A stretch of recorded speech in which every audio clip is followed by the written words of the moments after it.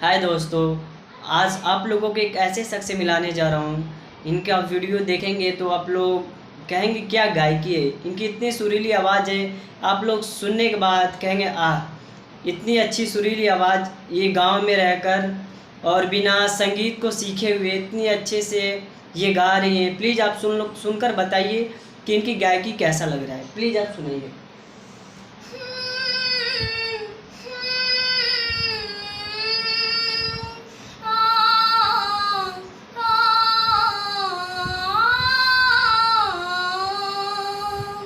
बाबुल के अंगना के छोड़ के पराया भैली, कहाँ ले जई है कहाँ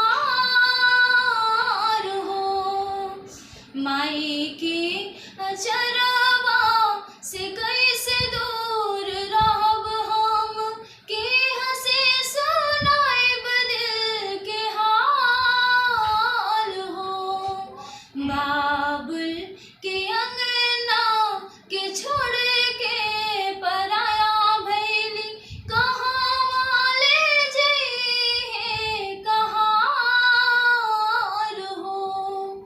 काठे के करेज काके तेज तारो माई करेज के, हथवा धरवल भैया दे करके दहेज के।